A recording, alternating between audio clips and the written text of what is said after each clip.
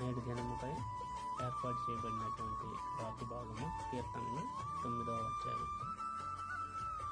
నా పూర్ణ హృదయంతో నేను యెహోవాను స్తుతించెదను. యెహోవా నీ అద్భుత కార్యములన్నిటినీ నేను వివరించెదను. మహోన్నతుడా, నేను నిన్ను గురించి సంతోషించి హర్షించుచున్నాను. నీ నామమును కీర్తించెదను. నీవు నా పక్షమున వాద్యమాడి నాకు న్యాయము తీర్చుచున్నావు. నేను సింహాసీనుడివై న్యాయమును బట్టి తీర్పు తీర్చుచున్నావు. కాబట్టి నా శత్రువుల వెనుకకు మల్లుదురు, నీ సన్నిధిని వారు జోగుపడి నశించుదురు. నీవు అన్యజనులను గద్దించి ఉన్నావు, దుష్టులను నశింపజేసి ఉన్నావు. వారి పేరు ఎన్నటికీ నుండకుండా తుడుపు పెట్టి ఉన్నావు. శత్రువులు నశించిరి, వారు ఎన్నడూ నుండకుండా నిర్మూలమైరు. నువ్వు పెళ్లగించిన పట్టణములు స్మరణకు రాకుండా పూర్తిగా నశించింది.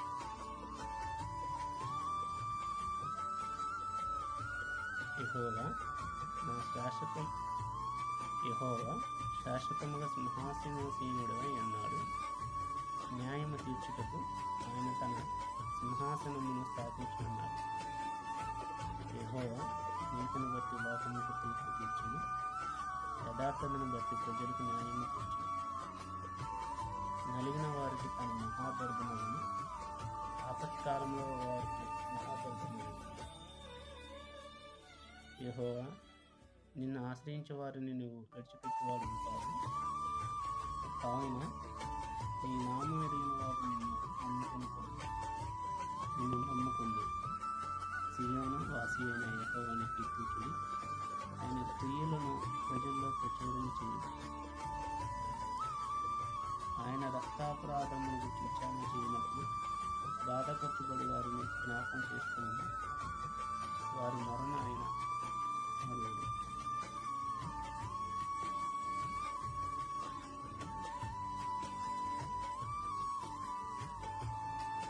నేను నీ కీర్తి అంతటిని ప్రసిద్ధి చేయొచ్చు. సియోను కుమార్తె గుమ్మంలో నీ రక్షణ బట్టి హర్షించినట్లు యెహోవా నన్ను కరుణించుము. మరణ ద్వారమును ప్రవేశించకుండా నన్ను ధరించేవారా, నన్ను ద్వేషించేవారు నాకు కలగజేయి బాధను చూడు. తాము తొమ్మిన గుంటలో జనములు మునిగిపోయేది, తాము ఒడిన వలలో వారు పాలు చెప్పబడినది. యెహోవా ప్రత్యక్షమాయను, ఆయన తీర్పు తీర్చి ఉన్నారు. దుష్టులు తాము చేసుకునే దానిని చెప్పి ఉన్నారు.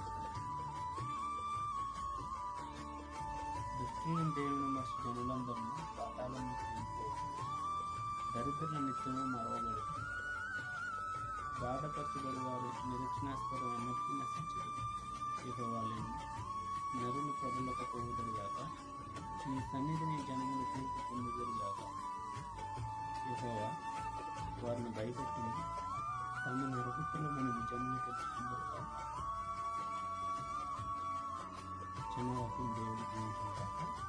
ఆమేన్.